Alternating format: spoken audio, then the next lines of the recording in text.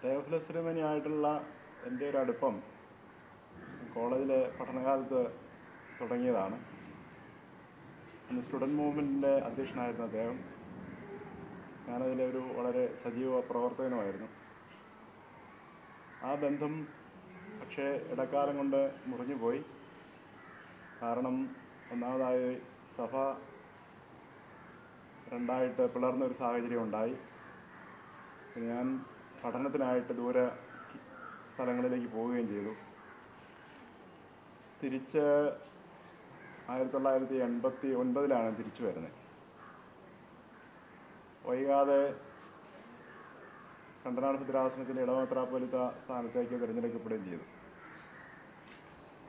അതോടെ ആ ബന്ധം വീണ്ടും വളരെ സജീവമായി. എൻ്റെ വാഴ്ച നടന്ന അന്ന് തന്നെ അദ്ദേഹം അരമനയിലെത്തി ആശംസകൾ അർപ്പിച്ചു. അതിനുശേഷം ഒരു നല്ല ബന്ധം കക്ഷി വിള്ളലുകൾക്ക് അതീതമായി ഞങ്ങൾ തമ്മിലുണ്ടായിരുന്നു.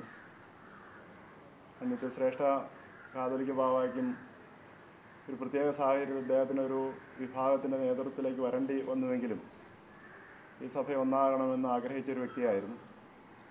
തെയോഫിലസ് തിരുമേനിക്കും സങ്കുചിത താല്പര്യമുള്ള ആളായിരുന്നില്ല. കക്ഷി വിഭജനത്തിന് അതീതമായ ബന്ധങ്ങൾ നിലനിർത്തണമെന്ന് അദ്ദേഹം ആഗ്രഹിക്കുകയും വ്യക്തിബന്ധങ്ങൾ നിലനിർത്തുകയും ചെയ്തയാളാണ്. ഈ പിളർപ്പുകൾ അവസാനിക്കുകയും സഭ ഒന്നാകും എന്ന വലിയ പ്രത്യാശ അദ്ദേഹത്തിനുണ്ടായിരുന്നു. അദ്ദേഹം ഒരു കക്ഷി രാഷ്ട്രീയക്കാരനായിരുന്നില്ല, അടിസ്ഥാനപരമായ ഒരു ചർച്ച്മാനായിരുന്നു. സഭയെപ്പറ്റി സ്വപ്നങ്ങളുള്ള, വിശാല താല്പര്യങ്ങളുള്ള, വേദശാസ്ത്ര ധാരണകളുള്ള ഒരു വ്യക്തിയായിരുന്നു. മാത്രമല്ല ഇടുങ്ങിയ സഭാചിന്തകൾക്ക് ഉപരിയായ ഒരു വലിയൊരു ഹ്യൂമനിസ്റ്റുമായിരുന്നു. അപ്പോൾ അദ്ദേഹത്തോട് ഒരു പ്രാവശ്യം അടുക്കുന്ന ഒരു വ്യക്തിയെ സംബന്ധിച്ചിടത്തോളം അദ്ദേഹത്തുമായിട്ടുള്ള ബന്ധത്തിൽ നടന്നു പോയി എളുപ്പമായിരുന്നു. ആ ബന്ധം അദ്ദേഹത്തിൻ്റെ മരണം വരെ കാത്തു സൂക്ഷിക്കുവാൻ എനിക്ക് സാധിച്ചു. 1995 ശേഷം ഒരു സഭാഐക്യ പ്രക്രിയ നടന്നപ്പോൾ അതിലേറ്റവും അദ്ദേഹം സന്തോഷിച്ചു. ഞാനതിൽ പങ്കുചേർന്നതിൽ അദ്ദേഹത്തിന് പ്രത്യേകമായ താല്പര്യവും സന്തോഷവും ഉണ്ടായിരുന്നു. ആ കാര്യങ്ങളിലെല്ലാം സമയങ്ങളിലെല്ലാം അദ്ദേഹവുമായിട്ട് കൂടുതലായിട്ട് കാണുവാനും കാര്യങ്ങൾ ചർച്ച ചെയ്യുവാനുമുള്ള അവസരങ്ങളും ലഭിച്ചു.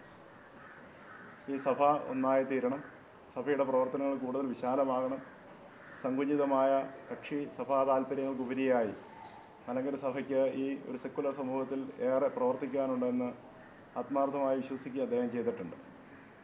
തീർച്ചയായിട്ടും അദ്ദേഹത്തിൻ്റെ ഓർമ്മ മലങ്കര സഭയിൽ എന്നും നിലനിൽക്കേണ്ടതുണ്ട് എന്ന് തന്നെയാണ് എൻ്റെ വിശ്വാസം.